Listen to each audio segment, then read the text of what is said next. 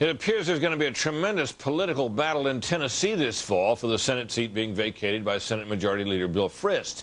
Democrats have already chosen a well-known member of Congress for their candidate, while Republicans are in the process of trying to choose someone they think can win. Political correspondent Carl Cameron reports from the Volunteer State. Harold Ford Jr. is from a dynastic Tennessee political family, and he's giving up his House seat of 8 years to mount a serious takeover bid for the Senate seat held by Bill Frist. The Republican majority leader's leaving to seek the White House and keep a term limits pledge. Ford is unopposed for the Democratic nomination, and virtually every Democratic scenario for winning Senate control depends on him winning. The next 100 or so days will be the great challenge in this race.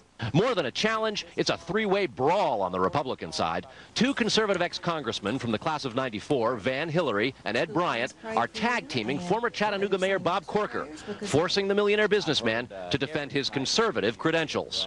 I can't find a dime's difference from the standpoint of our positions on issues. There's a tremendous difference, though, huge difference, in our ability to actually make something happen. And Corker was on the air building name recognition months before his rivals. Now they're attacking.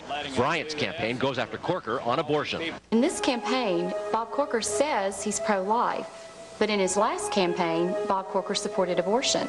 If we can't trust him on an issue like abortion, how can we trust Bob Corker on anything? Corker fires back, calling the ex-lawmakers ineffective and accusing them of voting themselves a pay raise in Congress years ago.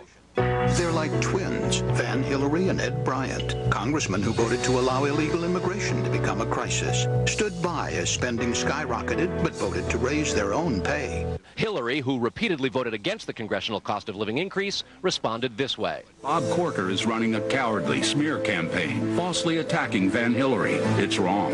While the Republicans fight amongst themselves, Ford Jr., with almost $2 million in the bank, waits for the general election.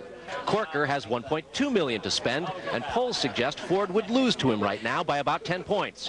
Ford would go down to the wire against Bryant or Hillary, who each have less than $1 million.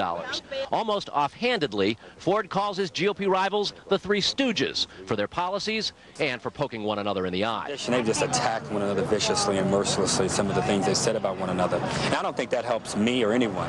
The Republican primary is 9 days away. Corker has a slight edge, but conservative doubts about him could put Hillary or Bryant over the top. Then GOP criticism will refocus on Ford, and the Volunteer State's likely to be treated to one of its toughest races in history, because there is no way Republicans will give up Bill Frist's Tennessee Senate seat without a knockdown, drag-out fight. In Nashville, Carl Cameron, Fox News.